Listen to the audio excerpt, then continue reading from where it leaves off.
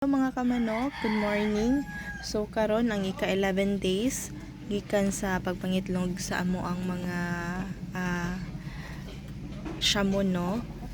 So sa sa 11 days katong past 10 days nakakuha mi og 14 ka mga itlog gikan sa ilaha nga amo ang gipa-incubate. So amo silang gipa-incubate. It's because dili na mo sila ipa-uban sa ato ang mga himungaan kay the purpose is negosyo man gud ni amo so mao na nga mas amo sila ipa-incubate para wala katong time na ilahang ilumlom ilahan na pong iitlog hantod sa ilahang retirement day. So ana mo ang gibuhat para mas paspas ang pagpadaghan sa mga manok namo, no. So ana pud among style. So karon update lang ta mo sa amo ang shamo nga breeding. So ang amo ang gipakaon sa ilaha karon kay kaning Gallimax 21 nga gisagulan pod og Integra 3 Plus. Unya nagapainom mi sa amo ang mga inahin og folic acid.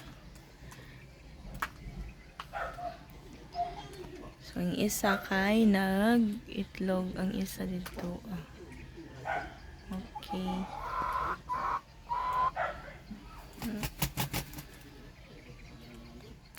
Karong pizza 20 kay magkandling ang taga pa-incubitan, magkandling sila. So may bawaan na to og pila kabuok ang mupusa nga itlog. So karon update lang sa tamo sa amo ang breeding. So mabantayan ninyo na wala sila mga pako. Amo silang gikuhaan og pako kay katong gibutang namo sila sa farm kay medyo dako man ang area good unya mubo ang net mao to nga makakuan sila makalupad lang. Grabe gid sila kataas og lupad. Ambak pa lang gaidaan nila. Taas na kaayo plus tapay pako. Mao na nga giputlan namo sila para makontrol ang ilang paglupad. Pero didto gibutan namo sila sa farm. Dili magsilbi kay mga idlas kaayo. Grabe jud ka idlas. Mao to we decided jud na ibalo na mo sila diri para mas tuol sila sa amo. Di sila mas stress every time na magpakaon mi. Karon ni naog na siya. Okay, karon ang imo ni ilahang itlog. So natay 4 ka eggs. 4 ka egg.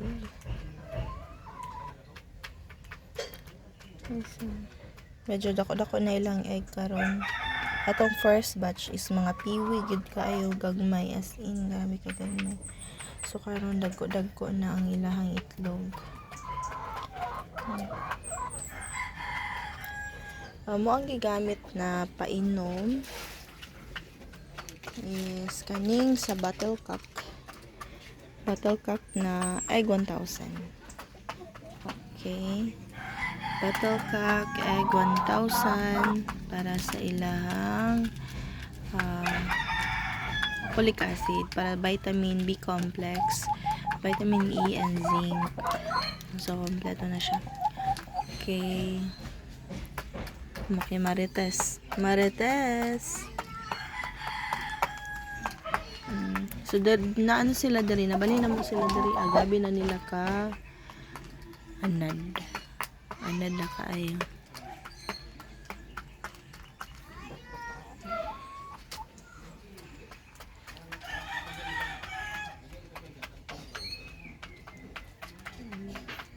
So mao lang to, update lang ta mo sa amo ang breeding. Okay, see you soon. Bye-bye.